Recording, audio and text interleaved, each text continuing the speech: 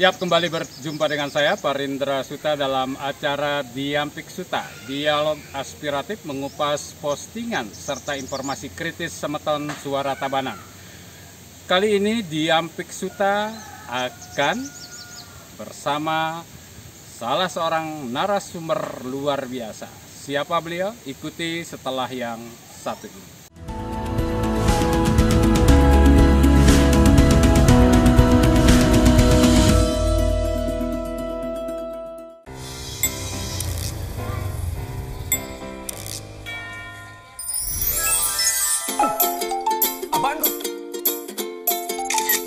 Apapun tagihannya, pembayarannya bisa di Pegadaian Digital. Gadai tabungan emas. Segera download aplikasi Pegadaian Digital di smartphone Anda.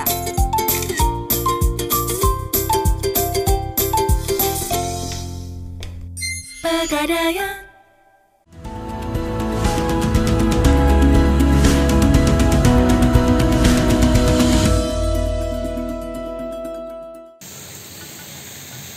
Iya, baik, Semeton Suara Tabanan. Saat ini saya sudah ditemani oleh Ibu Kepala UPTD Museum Subak Tabanan. Beliau adalah Ibu Ida Ayu Nyoman Ratna Pawitrani. Atau biar lebih jelas, Semeton Suta silakan diperkenalkan Ibu. Swastiastu, Siang Bu Dayu, lengkapnya Ida Ayu Nyoman Ratna Pawitrani, yang pengelola di Museum Subak ini. Baik Ibu, agar Semeton Suara Tabanan tahu apa sih itu Museum Subak, bisa kita jalan-jalan Ibu jelaskan. Museum Subak itu apa saja Bu? Museum Subak itu adalah sebuah museum khusus yang menampil segala hal tentang Subak. Ya. Jadi kami berharap bahwa setiap pengunjung yang datang ke Museum Subak ini dia bisa paham apa itu Subak. Apa itu Subak? Ya. Apa saja yang menjadi ikon Museum Subak itu? Museum Subak itu kita punya ruang pameran. Ada ruang pameran. Di sana kita akan menemukan alat-alat pertanian, alat-alat Subak yang dipergunakan oleh para petani kita. Di sana ada peralatan tentang persubakan ya. Betul. Yang dipakai oleh petani kita dari zaman dulu, mungkin sekarang juga sebagian sudah ditinggalkan ya Ibu ya? Sampai sekarang banyak, beberapa sudah ditinggalkan. Beberapa sudah ditinggalkan. Dan yang kedua ada apa lagi Ibu? Yang kedua kita punya museum outdoor. Museum outdoor. Apa itu museum outdoor? Outdoor itu adalah miniatur jaringan irigasi. Miniatur jaringan irigasi. Contohnya? Contohnya kita percaya, masyarakat di Bali ini percaya bahwa sumber air yang mengairi seluruh sawah yang ada di Bali ini dipercaya berasal dari 4 buah danau. 4 buah danau. Ya. 4 ya, 4 ini 4. 1. Danau Buya. Danau Buya. 2. Danau Brata. Danau Brata. 3. Danau Tamblingan. Danau Tamblingan. 4. Yang keempat Danau Bapur. Nah, kalau representasinya yang ada di Museum Subak ini yang mana ini? Itu di sebelah sana. Di sebelah sana ada danau. Ya. Nah, kemudian dari sana air akan mengalir melalui sungai atau melalui air tanah, dan kemudian dia segala sumber air yang ada di bumi di Bali ini dikumpulkan dalam sebuah bendungan. Nah, di sini adalah bendungan kita. Ini bendungannya yang ada di sebelah. Ya. Nah, kemudian air akan mengalir lagi, ada yang namanya aungan. Aungan ada di sebelah sana. sana. Iya. Nah, aungan jalan lagi, kemudian air itu akan mengalir ke sawah yang ada di sini. Ini adalah representasi daripada alur air irigasi ya. Iya. Selain ada apa namanya? Museum outdoor ini. Museum outdoor. Apa lagi? Kita juga punya gedung audiovisual untuk menyaksikan film Subak.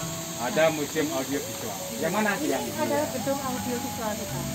Jadi kita bisa menyaksikan film Subak yang sangat menarik, enggak ngebosenin. Ya. Baik, Semeton Suara Tabanan itu tadi sudah dijelaskan oleh Ibu Kepala UPTD bahwa Museum Subak itu terdiri dari beberapa komponen. Ada museum indoor, ada museum outdoor. Kalau biar lebih jelas, gimana kalau kita ke museum indoor aja dulu? Ayo, mari kita ke sana. Iya.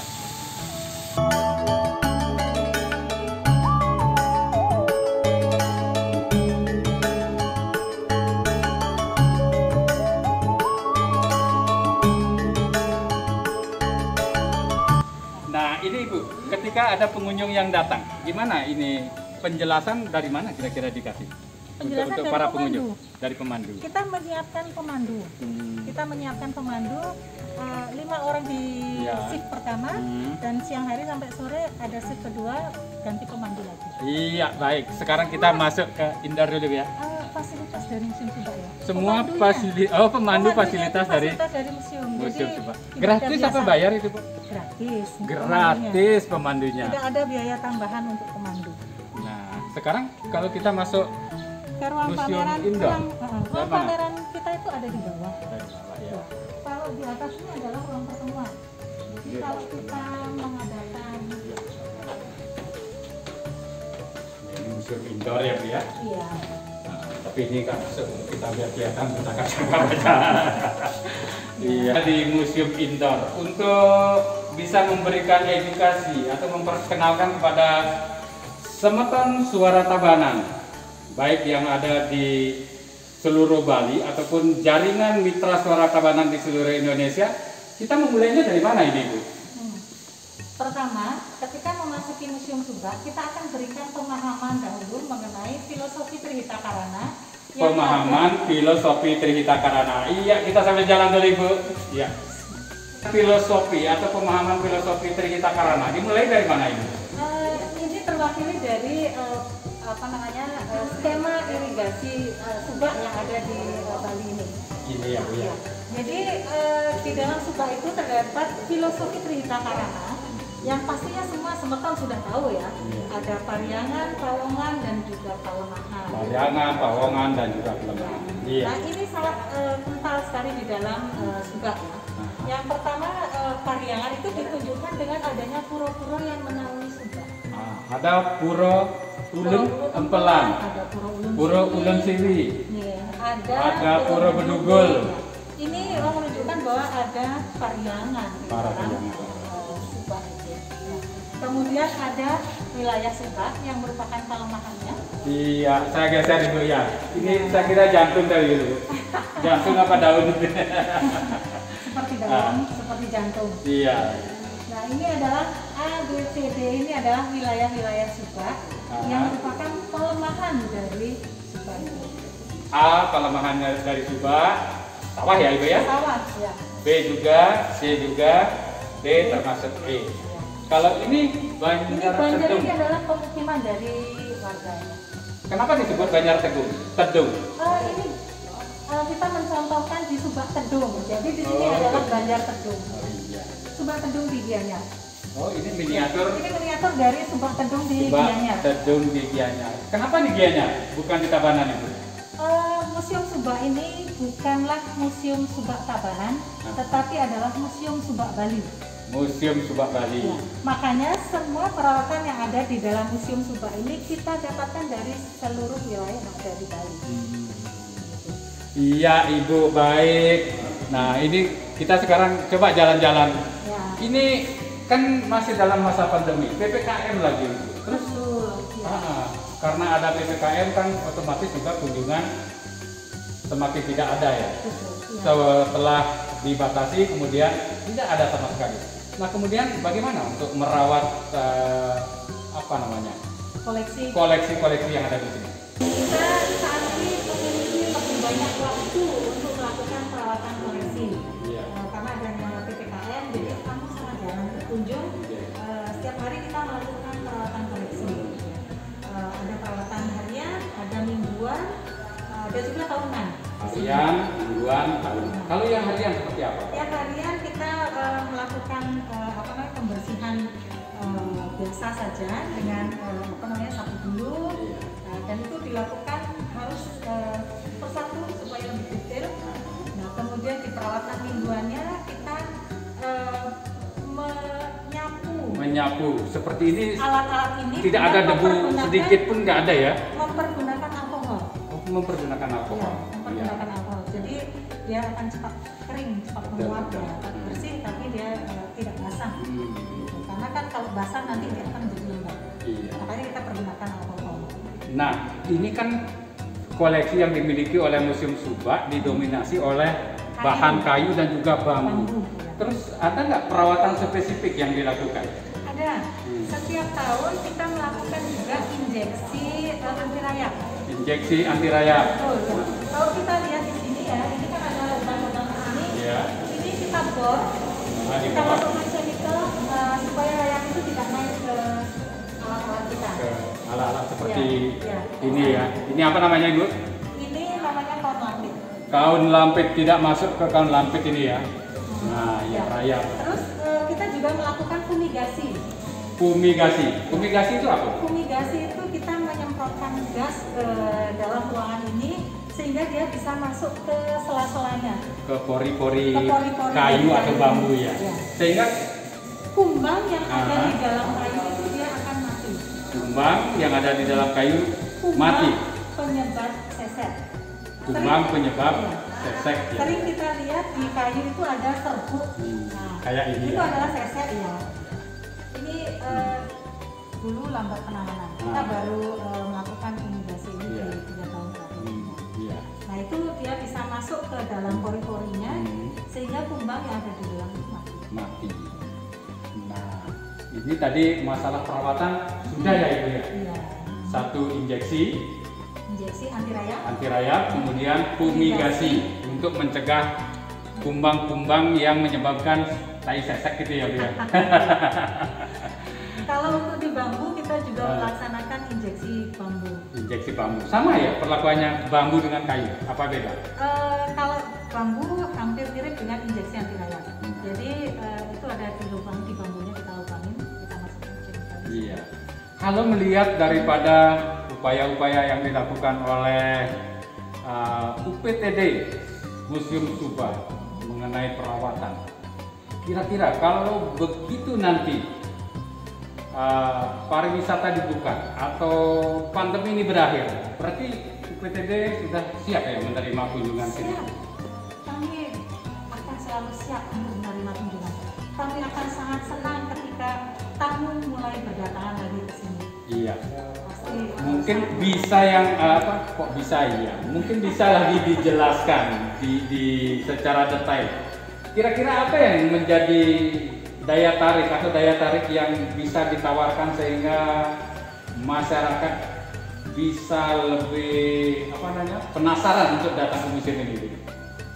Museum Subak menawarkan pengetahuan tentang Subak. Pengetahuan tentang Subak.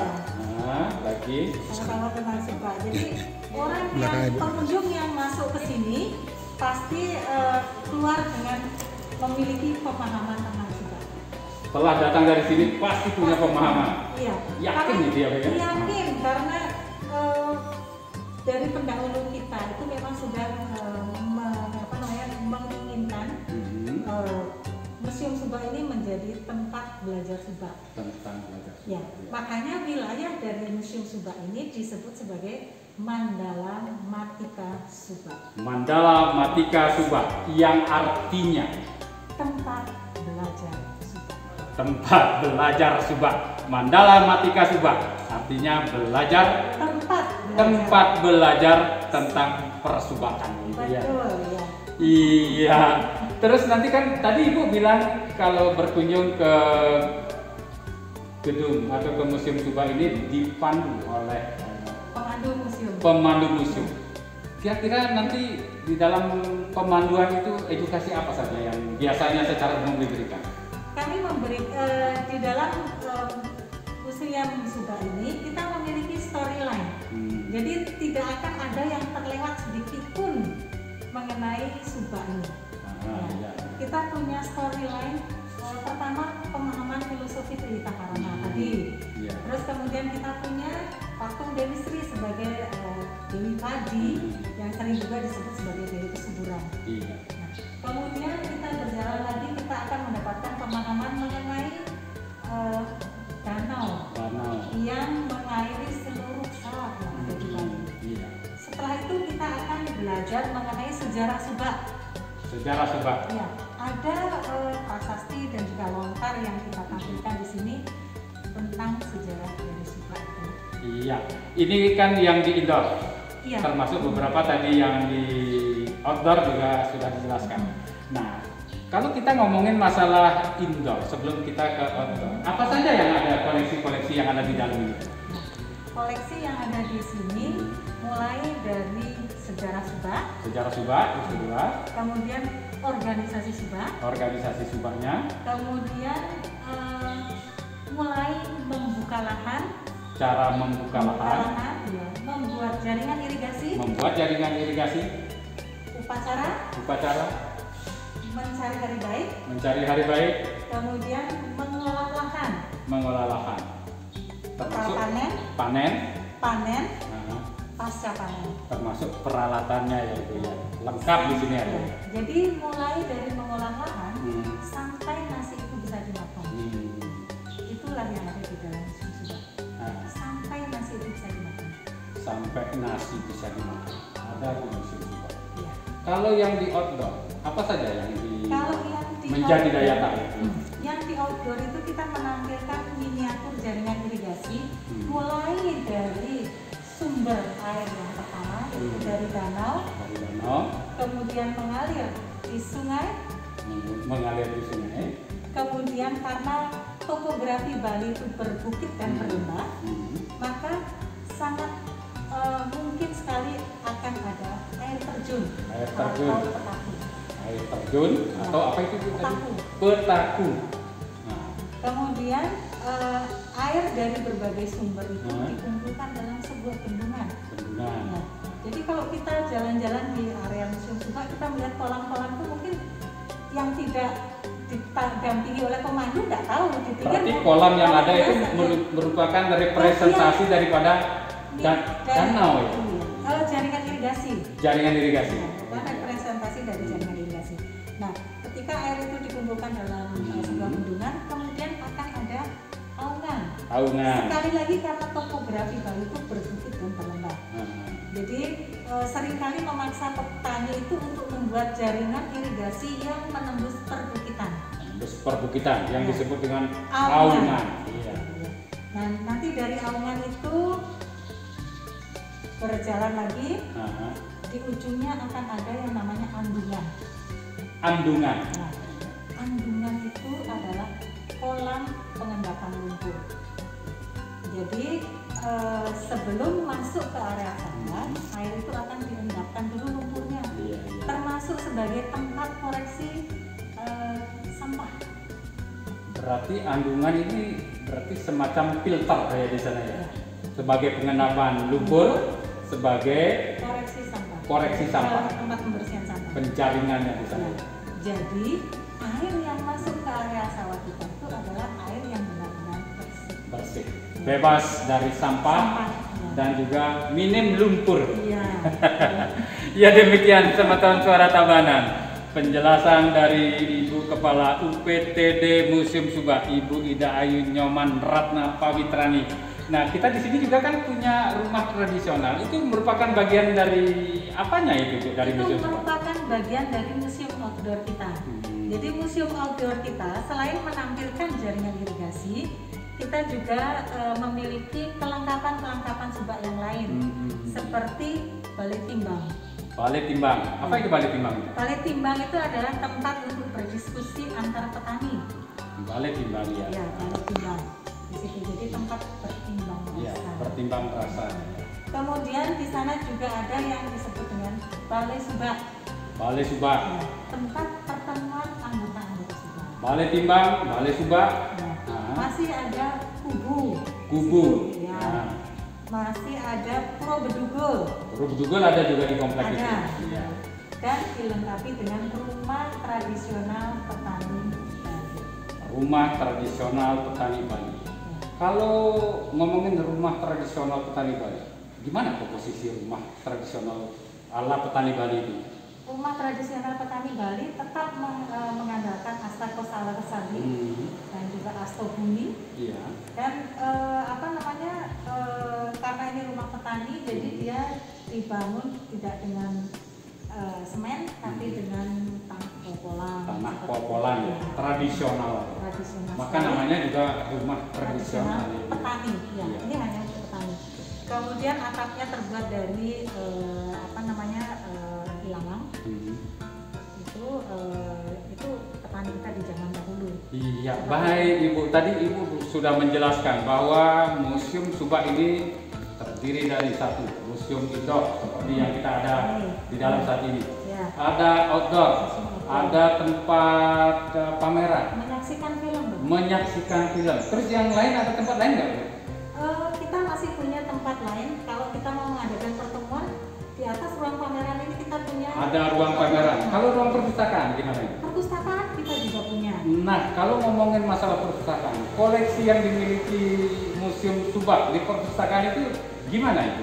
Perpustakaan yang kita punya di Museum Subak itu kita punya koleksi alik-alik Subak di tahun 80-an. Kita punya dari hampir seluruh kabupaten di Bali. Hampir seluruh wilayah di Bali, Subak selain dari Bali. Gimana kalau kita sambil jalan? Rasanya sudah pegal juga kalau. Nah, ini tadi kan sudah. Nah, kalau kita saksikan Semeton Suara Tabanan di sini ada. Ini apa namanya Ibu yang di dalam? Ini kis-kis. Kis-kis. Ini Nah, dipergunakan untuk kis-kis dan pengerogohan dipergunakan untuk mencabut ini. iya. Kalau melihat dari beberapa koleksi ya Ibu ya. Ibu mundur sedikit mungkin biar bisa kelihatan di sini. Pernah nggak diadakan semacam kajian terhadap benda-benda yang menjadi koleksi dari Museum Subak ini?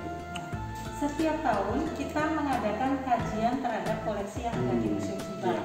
Nah, kajian koleksi ini dimaksudkan untuk lebih menambah wawasan dan juga kajian secara ilmiah terhadap sebuah koleksi yang ada di Museum Subak. Iya. Ya.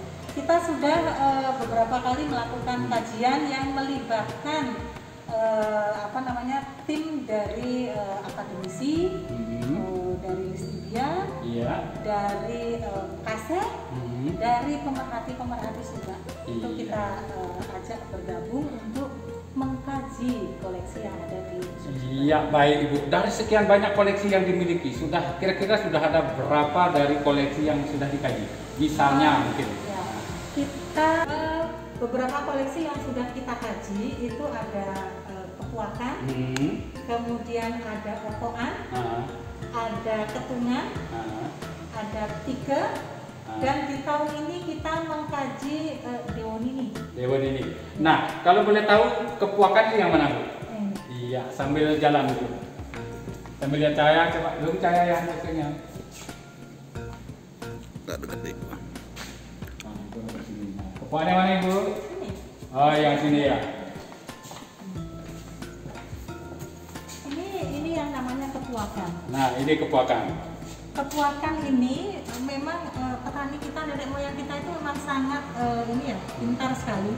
Jadi dia menciptakan alat ini yang memang bunyinya itu tidak bisa diterima oleh telinga dari burung atau binatang-binatang tertentu ya. Iya. Binatang-binatang yang ada di sawah itu mereka sangat terganggu ketika kepuakan ini dibunyikan. Jadi ini ada lubang di sini tuh kita pegang, kita gerakkan, ini akan menimbulkan bunyi itu yang tidak. Nah, kalau ngomongin soal kepuakan, binatang atau hewan jenis apa saja yang merasa terganggu dengan suara kepuakan ini Bu? Lebih banyak burung yang sini. Lebih banyak burung. Ya, burung dan juga sebagian tikus ya, karena tikus itu juga terganggu juga dengan suara. Tapi kepuakan ini lebih banyak dipergunakan untuk mengusir hama burung. Hama burung. Ya. Kalau di zaman sekarang petani kita lebih banyak memakai kaleng, kaleng yang diisi batu, isi kerikil itu kemudian ditarik. Renteng-renteng ya.